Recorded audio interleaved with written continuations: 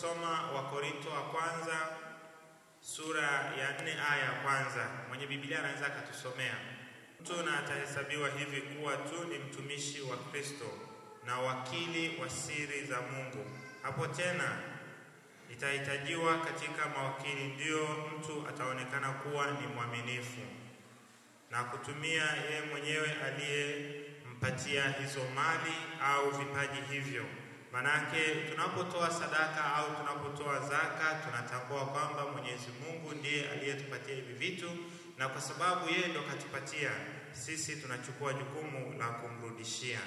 Tukisoma pia Zaburi ya 24 aya ya kwanza inasema, nchi na vyote vijazavyo ni mali ya Bwana, dunia na wote wakao humo ni mali ya nani? Ya Bwana. Sisi wenyewe ni mali ya nani?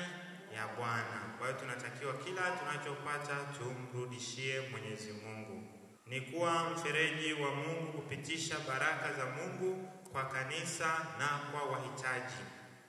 Ni kuachilia ulicho nacho kwa hiari kwa ajili ya kujenga ufalme wa Mungu. Unaachilia kile ulicho nacho kwa ajili ya kujenga ufalme wa Mungu. Mwingine ana mfano na kipaji cha kuimba, anatumia kipaji chake kuimba vizuri, anafanya wengine wanapokuwa kanisani wasali vizuri. Hiyo pia ni nini? Ni namna ya utoaji, ni sadaka. Kuwa na hali ya uchaji wa Mungu, unakuwa mpaji mwenza. Mungu amekujalia na wewe kwa ukarimu unafanyeje? Unatoa. Usipotoa hupati. Waswahili wanasema mkono unaotoa na ule usiotoa haupokei. Fungua, achilia, alafu fanyeje? Upokee. Ukishikilia kile kidogo ulichonacho, kwa mfano 500, unaishikilia kwa nguvu kabisa. Kwa hiyo huwezi kupokea. Ile ukiachilia ile 500, mkono wako unakuwa wazi, unafanyeje? Unapokea. Kwa hiyo tunafundishwa kuwa watu wanaotoa, kushirikisha huo ukarimu wa Mwenyezi Mungu. Unatoa bila kuwa na sababu ya kificho. Pia utoaji wanasema ni vita vya kiroho, kwa sababu unapomtolea Mwenyezi Mungu yeye anakujazia. Utoaji usio na ubinafsi, unatoa kwa moyo wako wote bila kuangalia faida binafsi. Huku kwetu juzi kati nilikuwa najadiliana na watu fulani parokiani kuhusu kuadhimisha sherehe ya kipaimara. Wanasema, baba, kuhusu sherehe ya kipaimara watu watatoa, lakini kuhusu tegemeza jimbo. Mzee mmoja aliongea kwa busara sana, akasema, mimi nimekuwa mhasibu kwa muda mrefu sana. Nikienda kuomba mchango wa tegemeza jimbo, anakuambia, wewe mtegemeza jimbo atanifaidi nini? Nitapata nini? Lakini kama ni hela ambayo tunatoa na tunajua tunakuja kula na watoto wetu, baba, siku moja inatosha kusanya huo mchango. Tafsiri yake ni nini? Huyo mtu aelewe maana ya nini? Ya utoaji. Unatoa ukitegemea kupata nini? Faida. Utarudishiwa kitu gani? Kwa hiyo tutoe vitu vya hadhi na vya thamani. Unatoa kile ambacho baba aliyetuongoza kwenye misa ya asubuhi alitoa mfano wa ukichinja kuku, kuna the best part, kuna vile vipande vizuri vizuri, si ndio jamani? Hata mgeni akija unampatia, alafu kuna wengine mpaka kichwa wanakula na miguu na nini. Kwa hiyo sasa wengi wetu kwenye utoaji tunachompelekea Mungu ni ile chenchi iliyobaki. Mwingine akiwa na 2000 nataka kununua kwanza mihogo kabla ya kuja kanisani. Lengo sio kwamba ana njaa ya kula mihogo, anataka apate zile chenchi ndogo ndogo. Alafu akija kanisani ndio anafanyaje? Anatoa. Alafu ile noti anairudisha. Ile 2000 hawezi kutoa yote. Huwezi kupata noti kanisani kwa walio wengi. Uongo kweli? Au vijana nyewe mnatoa vizuri? Tumsifu Yesu Kristo. Tukiulizana hapa kwenye parokia zetu, wengine hapa tutatafutana. Ukikuta noti fulani unajua hapa kuna mgeni. Kabisa unajua leo nani kasali, mnaulizana. Unajua tu kuna mgeni au kuna mtu amekuja kuchukua chenchi zile sarafu. Tumsifu Yesu Kristo. Lakini kumbe basi tunajinyima baraka za Mwenyezi Mungu tunapokuwa watu ambao ni wachoyo wa kufanyeje? Wa kutoa. Aina za sadaka. Na aina kama 4 za sadaka ambayo mimi nataka tuipitie kwa haraka. Utoaji binafsi, maisha ya kujitoa sadaka mtu mwenyewe. Wenye Biblia nyosheni. Tasema mnayo kwenye soft copy. Haya, fungua hiyo soft copy yako, nisomee Warumi sura ya 12 aya ya kwanza.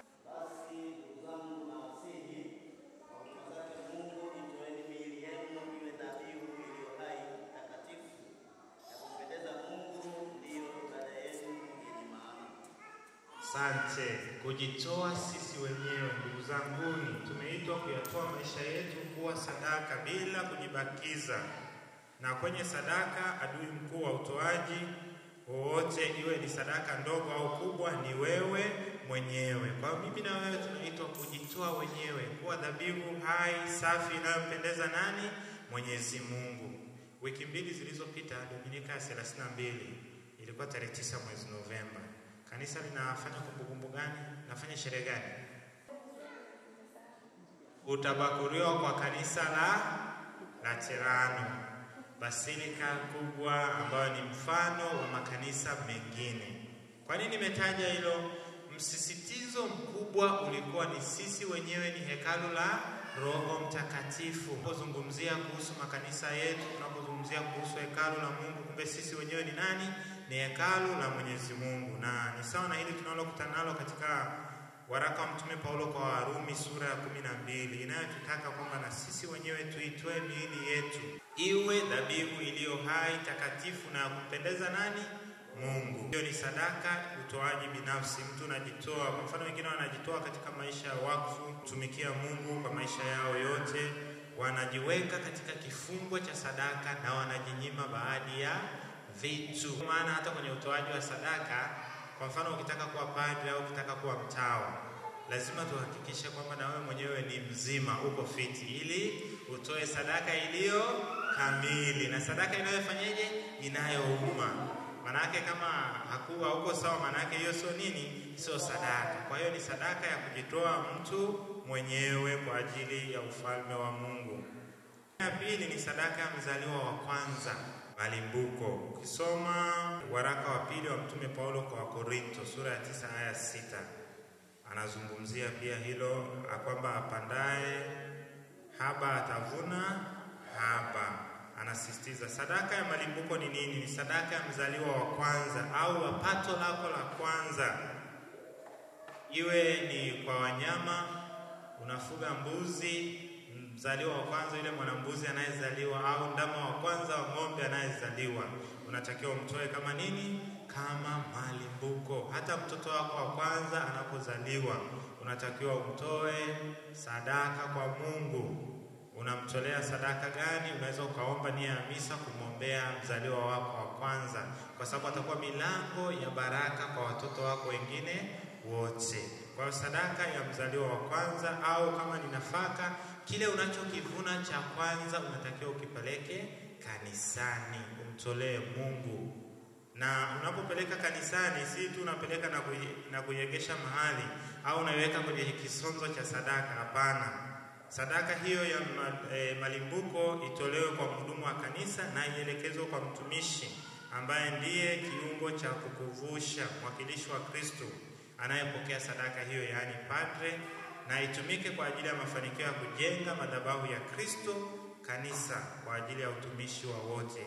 Kwa lazima ukatoe sadaka hiyo, na usipeleke tu popote ukasema nimetoa sadaka ya nini? Ya malimbuko.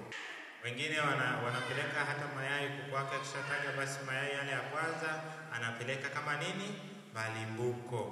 Mbuzi akizaa, basi anamchukua, akishakuwa mkubwa anapeleka kanisani, anasema ni malimbuko yangu. Baada ya pale unakuta mbuzi anaanza kuzaa nini?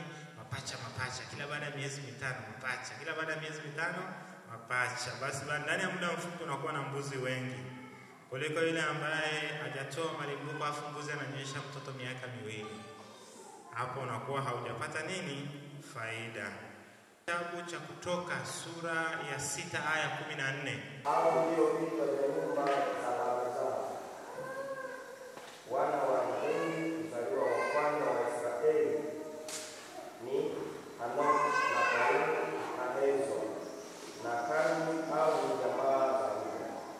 Na wana wa Simeoni ni Kemueli na Yamini na Ohadi na Yakini na Sohari na Shauli mwana wa mwanamke wa Kanaani, au ni jamaa za Simeoni. Asante. Hapo anatukumbusha kwamba iwapo unatoa sadaka yako ya malimbuko kwa mzaliwa wako wa kwanza, lazima atajwe pia kwa majina wakati unapotoa hiyo sadaka. na in case ikitokea pia huyo mzaliwa wa kwanza Mwenyezi Mungu akamchukua, basi yule anayefuata lazima pia umfanyie desturi hiyo ya kumtoa sadaka kwa Bwana. Hiyo ni sadaka ya malimbuko. Kwa hiyo pamoja na maombi anayoomba kuhani au mwakilishi wa kuhani, lakini lazima awe ni mtu anayekubalika kwa kanisa kwa ajili ya kufanya kazi hiyo. Lazima aipatanishe sadaka yako na Mwenyezi Mungu. Kwa hiyo usipeleke tu kwa kila mtu ukasema umetoa sadaka ya nini?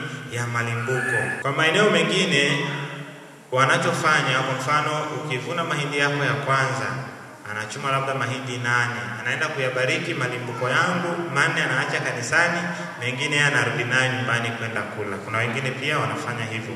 Inategemea na desturi mahalia, lakini cha msingi ni kwamba ukumbuke kutoa malimbuko, sadaka yako ya kwanza. Aina ya tatu ni sadaka kwa maskini. Huu ni ukarimu ambao tunakumbushwa. Ukisoma kitabu cha hekima ya Yoshua bin Sira sura ya 35 aya ya 10, wazee wa soft copy na wasiwasi kama hii mnayo, nasema amhurumiaye maskini humkopesha Bwana, naye ni nani awezaye kulipa ila ni yeye, kwa kuwa Bwana hulipa, naye atakulipa wewe mara 7. Ukimhurumia maskini unamkopesha nani? Bwana. Tunaalikwa tuwe wakarimu. Na hapa niongezee na lile andiko la Injili ya Mathayo sura ya 25 aya 31 hadi aya ya ngapi? Ya 46. Inatukumbusha jinsi ya kutoa nini? Sadaka. Kwamba ukarimu wetu kwa binadamu tunaoishi nao. Nilipokuwa na njaa, nilipokuwa na kiu, umenipa nini? Maji. Nilipokuwa kifungoni ulikuja kunitazama. Nilipokuwa mgonjwa ulikuja kunitembelea. Nilipokuwa kifungoni ulikuja kufanyaje? Kunitembelea. Alafu wao watasema, Bwana, ni lini tulipokuona huko katika hiyo hali tukaje kukutembelea tukakupa chakula na maji? Aliwaambia nini? Chochote unachomtendea mmoja wapo hao walio wadogo umenitendea mimi. Kwa hiyo na sisi misingi yetu basi ya ukarimu kwa maskini na kwa wengine ijengwe katika Injili ya Bwana wetu Yesu Kristo, kwamba tunapowatendea wengine jambo jema tunamtendea Kristo mwenyewe. Tunapotoa sadaka zetu kwa ajili ya kusaidia wahitaji na watu maskini, tunamsaidia nani? Tunamtendea Kristo. Na tutende kwa ukarimu, tusitende kwa kutafuta faida binafsi. Watu wengine hata kwenye michango tu ya kawaida, hata kwenye michango tu ya kawaida wanaangalia, sasa nikimtolea panga siku na jambo langu huyo hatoi, na unakuta kweli hatoi, au atatoa kidogo tu ile kutimiza wajibu, kwamba ametoa kadi, acha tu nitoe. Lakini akijua fulani ni mtoaji na hela anazo, baba kwenye shughuli yako atajipendekeza wengi. Kwa nini? Kwa sababu anajua nikimtolea Renatus nikiwa na jambo langu na yeye anafanyaje? Atatoa. Huko ni kuwekeza. Huko ni kufanyaje? Ni kuwekeza. Na hiyo sio utoaji wa ukarimu, sio utoaji ambao tunaambia tutoe kwa ajili ya nini? Maskini. Hapana, huko ni kufanya uwekezaji, na hiyo haimpendezi Mwenyezi Mungu. Toa kutoka ndani, saidia maskini, saidia mwenye mahitaji, ukiongozwa na kusukumwa na nini? Upendo wa Kristo, kwamba wewe ni Kristo na unatenda kutoka moyoni. Sadaka ya shukrani. Sadaka ya nini? Ya shukrani. Aina 4 ya sadaka. Sadaka ya shukrani. Sadaka ya shukrani, kwa mfano hizi sadaka tunazotoa kanisani, ile ni shukrani ya mtu, ni sala ya mtu. Ndio maana unaambia ukiiba sadaka kanisani na kutoka puani. Uongo kweli? Wengi wanasemaga wanaoibaga sadaka mambo yao hayaendagi vizuri. Kwa nini? Kwa sababu ile ni sala ya mtu mwingine, kabla hajaitoa anaomba Mwenyezi Mungu amsaidie na matatizo kwenye familia yake, wagonjwa wake wapone na nini.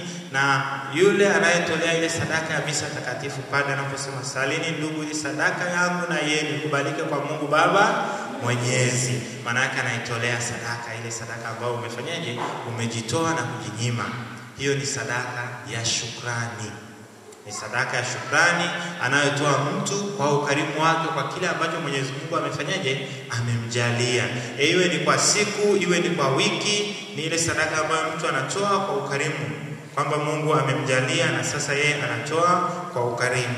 Inaturudisha pale pale kwenye Zaburi ya 24 aya ya kwanza, nchi na vyote vijazavyo ni mali ya nani? Ya Bwana, na wote wakaao ndani yake. Sisi ni mali ya Bwana na tumtolee Bwana. Sadaka hiyo tunayotoa pia inatumika kama faraja kwa wahitaji. Wale wanaopokea wanaifanyia matumizi mbalimbali ndani ya kanisa kama ambavyo imekubalika na kanisa mahalia. Lakini sisi tunapotoa tutoe kwa moyo na kwa ukarimu, ni sadaka yetu ya shukrani, ni sala yetu. Sasa kama kweli unasali, unataka upate mchumba mwema, unataka upate ajira, unataka upate biashara nzuri, maisha mazuri, utamtolea Mungu sadaka iliyo dhaifu, kwa sababu ile ni nini? Sala yako, shukrani yako. Utakuwa unatoa kitu ambacho kinaeleweka. Huwezi kutafuta ile chenchi ya mwisho kabisa afu unamtolea Mungu na unasema hiyo ndio sala yangu nimeitoa. Ukielewa maana ya utoaji kwamba unatoa kwa nini, utatoa kilicho dhaifu. Kilicholeta sintofahamu kati ya Abeli na Kaini ni nini? Ni nini?